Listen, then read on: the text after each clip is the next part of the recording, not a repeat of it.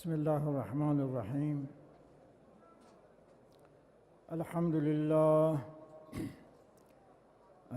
لله نحمده ونستعينه ونستغفره ونؤمن به ونتوكل عليه ونعوذ بالله من شرور أنفسنا ومن سيئات أعمالنا.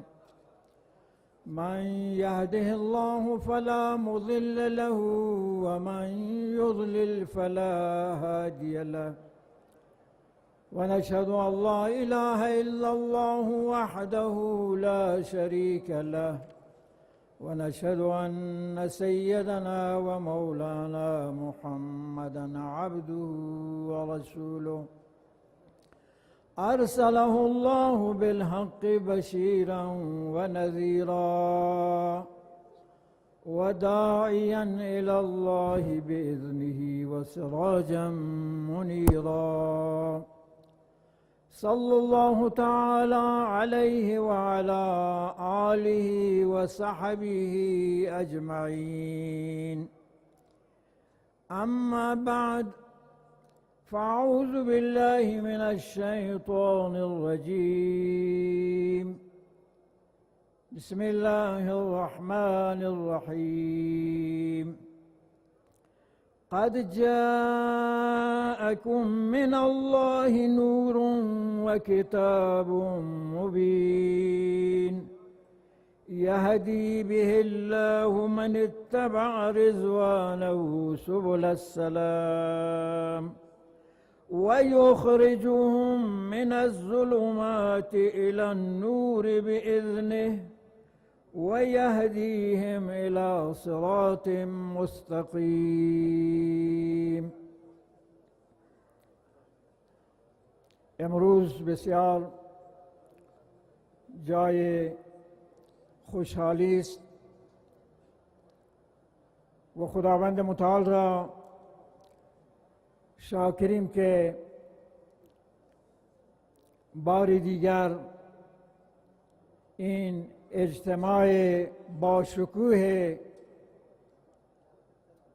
وحدت آفرین را در مرکز سیستان و بلوچستان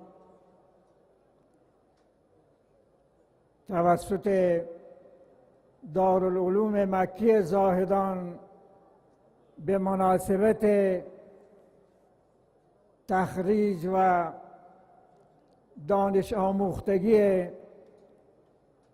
طلاب عزیز و حفاظ کلام الله مجید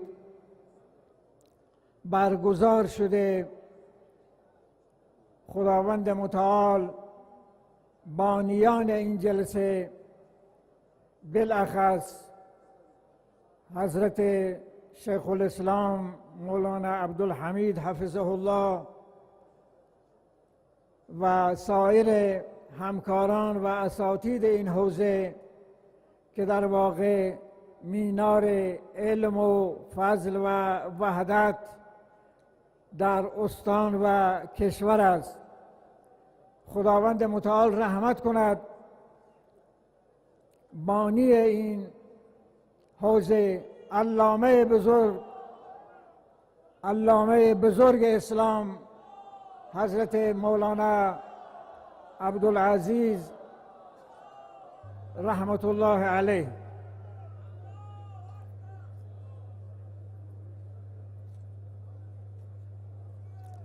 خب موضوعی که گفته شد، من در رابطه با قرآن صحبتی داشته باشم. اولا این که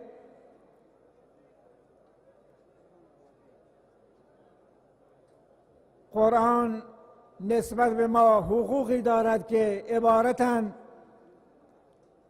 از قرائت قرآن، فهم قرآن، عمل قرآن. سه وظیفه مسلمان نسبت به کتاب الهی هستند. الذين آتيناهم الكتاب يتلونه حق تلاوته اولئک یؤمنون به و من یکفر به فاولئک هم الخاسرون. قرآن مهمترین سرمایه معنوی است.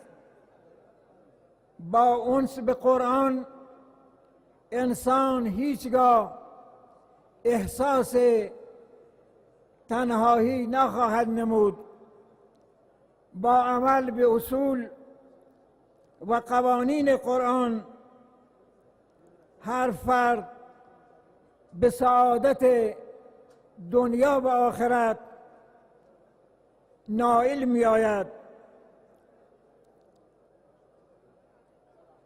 زیرا قرآن در هر شرایطی راهنما و راهگشای زندگی انسان خواهد بود.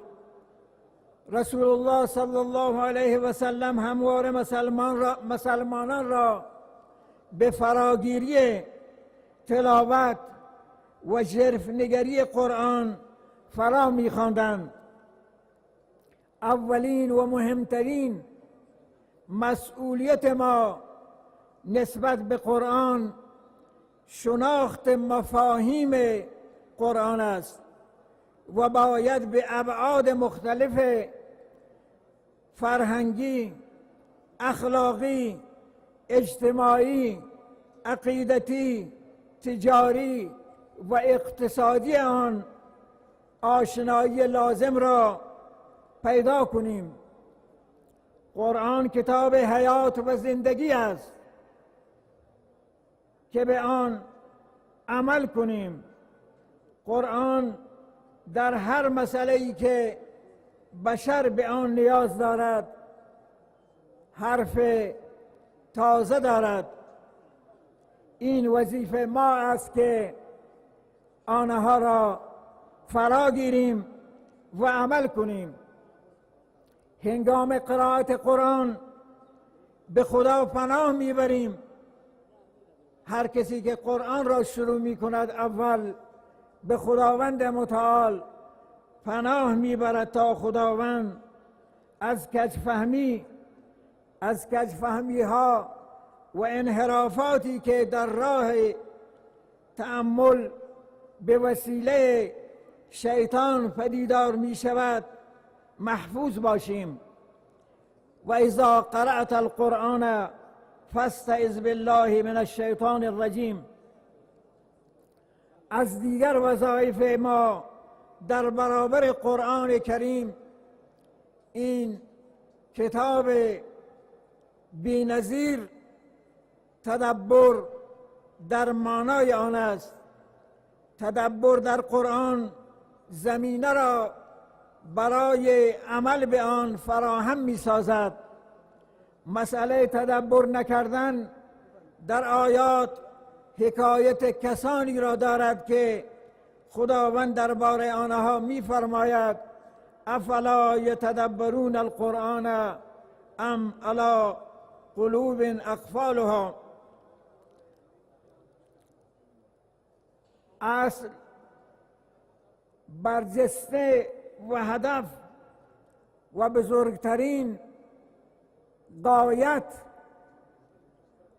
از نزول قرآن تعلم، قرائت و تدبر همه برای عمل است.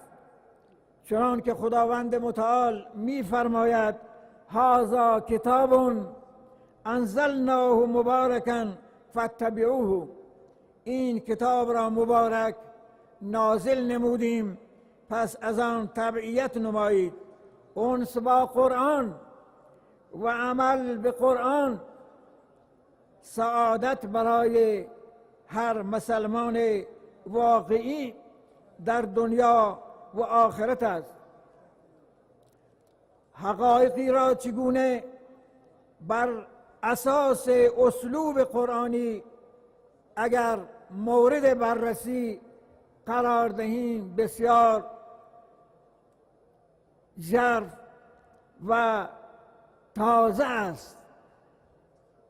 قرآن کریم کتابی است که برای اولین بار انسانها را به تفکر و تدبر در جهان هستی از جمله خلقت زمین و آسمان دعوت می کند. راه حق و حقیقت را با بصیرت هموار ساخته منشور هدایت است، منشور عدالت است، منشور ثبات و امنیت پایدار در جهان است. از دیدگاه حقوقی کتاب کامل حقوق بشریت است. تبعیض، نابرابری و بی‌عدالتی را قلع و قم ریشه‌کنی می کند. حقوق انسانی و حقوق شهروندی را بر اساس عدالت پاسداری و محترم می شمارد. ان هذا القرآن یهدی للتی هی اقوم. این قرآن راستترین راهها را نشان می دهد. آرامش روح و روان، جسم و جان است. و ننزل من القرآن ما هو شفاء و رحمت للمؤمنین. از تاریکی های جهل و خرافات، شرک و بدعات به روشنایی هدایت و توحید و یکتاپرستی راهنمایی می کند. قرآن تنها به عنوان تبرک در منازل یا وسیله‌ای برای جلب ترحم دیگران در گورستان و یا اظهار همدردی در مراسم سوگواری نیست. هیچ بهره‌ای از قرآن جز گفتن کلمات در چنین موارد و زیر و رو کردن صفحات ندارد، بلکه تأمل و تعمق در معانی عالیه قرآن و تعلیم و تعلم و تلاوت آن با گرفتن فایده و نتیجه. قرآن آمد تا قلبهای مرده به واسطه تمایلات هواهای نفسانی را به وسیله آن زنده نماید. عقلهای مسموم به شک و شبهه را نجات دهد. فکرهایی را که به زنجیرهای خرافات، شرک و بدعات و پایبند بودند و در اسارت گمراهی گرفتار بودند رها سازد. عبادت را فقط برای الله زیبا سازد. حقوق سلب شده ملت ها به واسطه رهبران و پیشوایان ظالم را به مردم بازگرداند.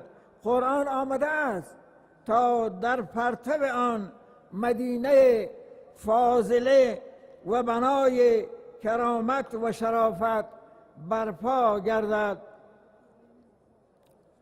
و کاخه های ظلم و ستم ظالمان را که با خون ضعیفان برافراشته بودند سرنگون سازد.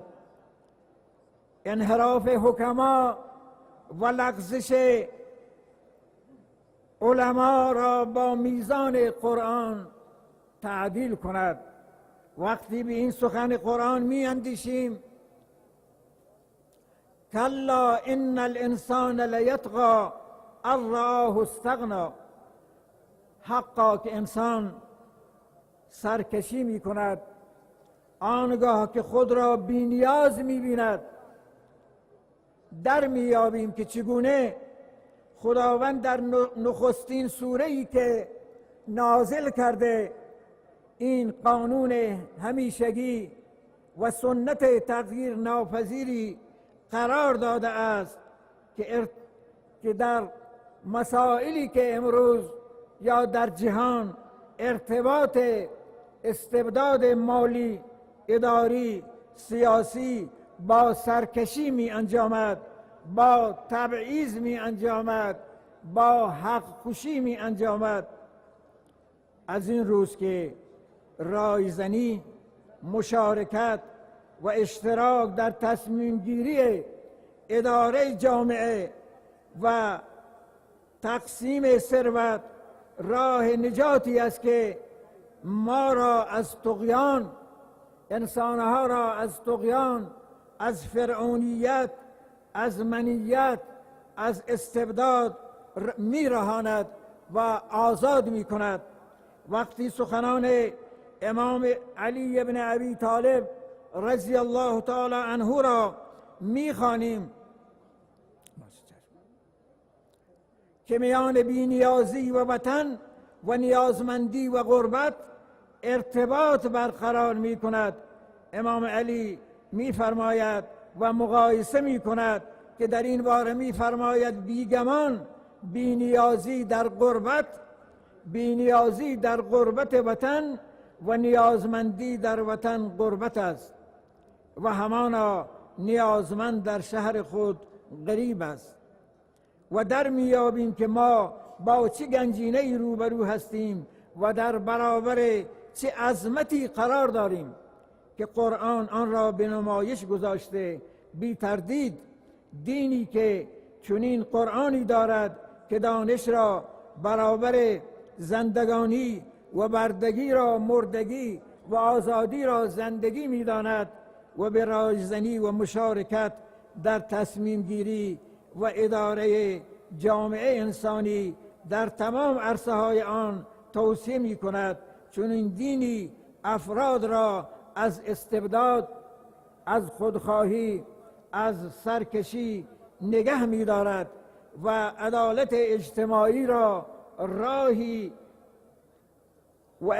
اجتماعی را قرار می‌دهد تا به تبعیت ملی و قومی و فرهنگی و حقوقی همه از این مسائل قرآن سخن میگوید و قرآن به همه انسانها لطف دارد و همه را مکرم شمرده. اکثر فرمودهایش به مسلمانان، به کافران، به همه خطاب میکند با شیوه های مختلف، با تشویق و با وعید، و برای مسلمانان خطاب مستقل دارد. این کتابی است که در وجود خود و در زندگی انسان آثار بزرگی خواهد داشت، به شرط این که ما و مسلمانان این کتاب را همونطوری که هست به مردم برسانیم و ابلاغ بکنیم و وظیفه امر به معروف و نهی از منکر را طبق فرموده قرآن عملی نماییم. اون وقت میبینیم که اون قلوبی که در آنها اقفال هست، قفل زده هستند، زنگ زده هستند، به وسیله این قرآن روشن خواهند گشت به امید آن روز. چون که وقت بنده هم به پایان رسیده، به همین قدر بسنده می کنم. و صلی الله تعالی و سلم علی سیدنا و نبینا محمد و آله و صحبه اجمعین.